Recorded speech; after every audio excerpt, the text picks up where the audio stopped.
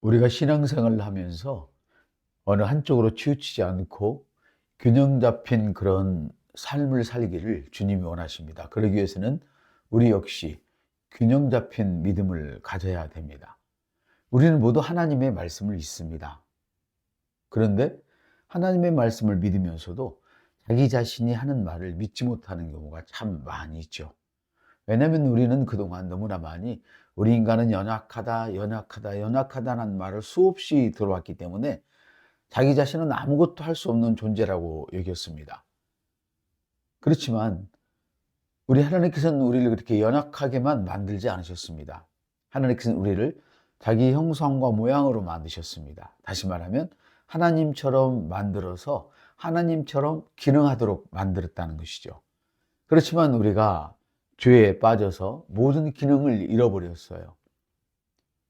그래서 하나님께서는 우리에게 그런 하나님의 형상과 모양을 다시 찾아주시려고 예수님을 보내주셔서 우리를 완전케 하셨습니다.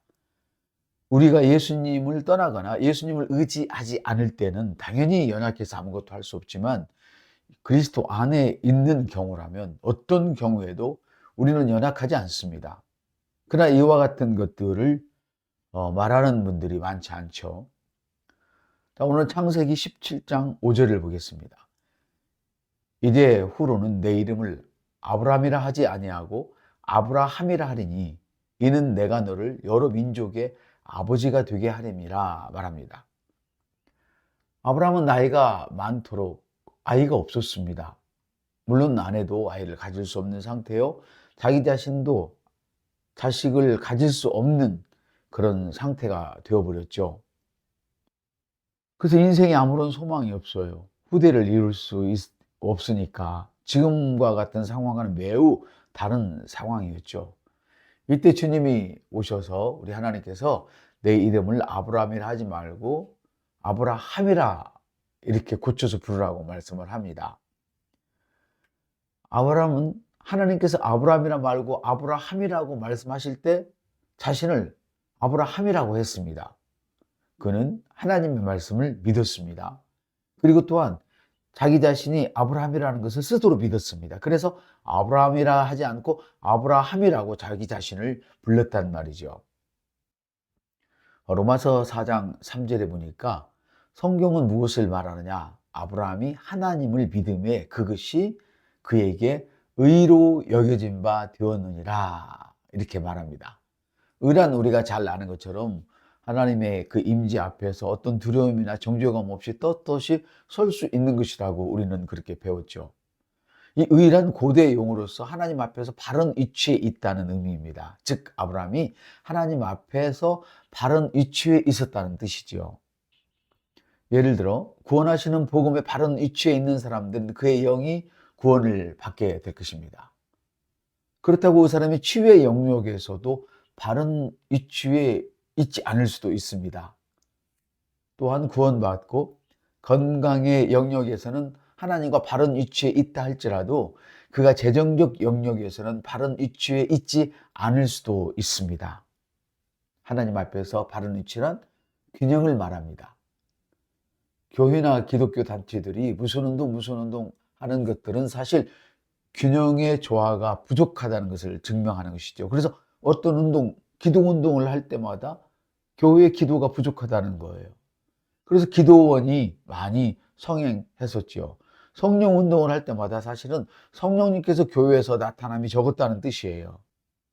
믿는 이들이 매일 밥을 먹듯이 성경을 읽고 그 말씀을 성경대로 묵상하고 산다면 신앙의 균형을 이루는 데는 아무런 문제가 없을 것이라고 생각합니다.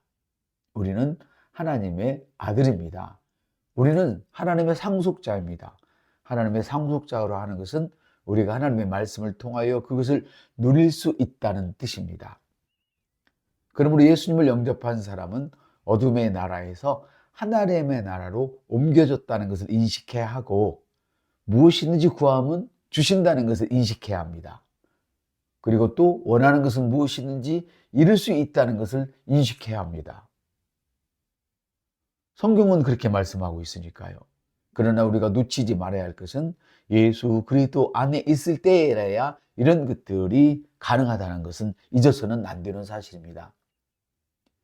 우리가 그리스도 안에서 구할 때 하나님께서 말씀을 보내주셔서 해결해 주십니다.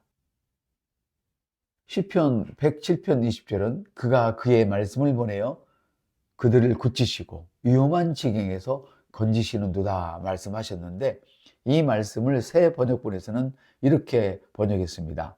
단 한마디의 말씀으로 그들을 고쳐주셨고 그들을 멸망의 구렁에서 끌어내 주셨다. 우리 인생의 모든 필요는 하나님의 말씀 단 한 말씀이면 족하다는 것입니다. 하나님의 말씀은 영이며 생명입니다. 하나님의 말씀은 우리 몸에 치유하는 약입니다. 이 모든 일들은 하나님께서 우리를 위해서 예수 그리스도를 통하여서 이미 준비해 두신 것들이죠. 하나님께서는 우리가 예수님을 통해 이미 이루신 일들을 어느 한 부분도 놓치지 않고 다 누리기를 원하십니다. 아브라함은 하나님께서 요구하시는 바른 위치에 있었죠. 죄들에 대해서도, 물질에 대해서도, 건강에 대해서도 어떤 것 하나 부족함이 없이 다 누리기를 하나님은 원하고 계십니다. 이것이 바로 하나님께서 우리에게 원하시는 균형 잡힌 신앙 생활입니다. 하나님께서는 친절하시게도 우리 믿음을 위한 원리까지들도 말씀해 두셨습니다. 마가복음 11장 23절, 24절에 보면 내가 진실로 너에게 이르노니 누구든지 이 산들어 들려 바다에 던지라며 그 말하는 것이 이루어질 줄 믿고 마음에 의심하지 아니하면 그대로 되리라. 그러므로 내가 너희에게 말하노니 무엇이든지 기도하고 구하는 것은 받은 줄로 믿으라. 그리하면 너희에게 그대로 되리라 말씀하십니다. 기도할 때에 당신이 원하는 것은 받은 줄로 믿으십시오. 정말로 받은 것을 믿는다면 문제를 또 다시 말아야 할 이유가 없겠죠. 바다에 던져진 산을 향하여 또다시 바다에 던져지라 할 수는 없단 말입니다. 이와 같은 말씀이 육신의 눈에 바로 나타난다면 누군들 믿지 않겠습니까? 당신이 이와 같은 믿음으로 말할 때 먼저는 영에서 이루어진다는 사실을 꼭 아셔야 합니다. 그리고 그것이 당신의 믿음을 통하여서 하나님께서 이미 이루어 놓으신 은혜가 밖으로 나오는 것입니다. 이것이 믿음으로 구하고 응답받는 원리이며 순서입니다. 여러분, 땅은 누구에게나 혜택을 줄 수 있도록 준비되어 있지만 심는 자에게만 혜택을 줄 수 있습니다. 하나님 말씀은 모든 사람의 유익을 위해서 주신 말씀이지만 모든 사람이 다 유익을 얻을 수는 없습니다. 하나님 말씀은 진실로 믿고 고백하는 자들에게만 역사합니다. 다시 말씀드리면 하나님 말씀은 진실로 믿고 고백하는 자들에게만 역사합니다. 농부가 원하는 것을 심듯이 당신도 원하는 것을 말하십시오. 오직 믿음으로 구하고 의심하지 마십시오. 원하고 의심하는 경우에는 항상 어려운 그 자리에 머무르게 되어 있습니다. 그래서 성경은 오직 믿음으로 구하고 조금도 의심하지 말라. 의심하는 자는 마치 바람에 밀려 요동하는 물결 같다고 말씀하십니다. 당신은 하나님의 말씀을 믿는 분입니다. 그러니 이제부터는 당신이 한 말을 스스로 믿기 시작하십시오.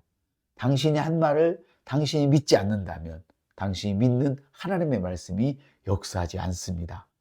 균형 잡힌 믿음은 하나님 말씀과 함께 당신이 하는 말을 스스로 믿어야 합니다.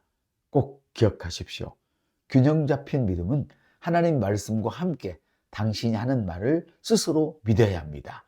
그것이 죄에서든 치유에 관한 부분이든 아니면 재정에 관한 부분이든 어떤 부분이든 하나님의 말씀하신 것을 믿는다면 그 부분에 대해서 당신이 하나님 말씀을 고백하고 그 말을 믿어야 한다는 말씀입니다. 오늘도 우리를 축복하신 하나님께 감사를 드립니다.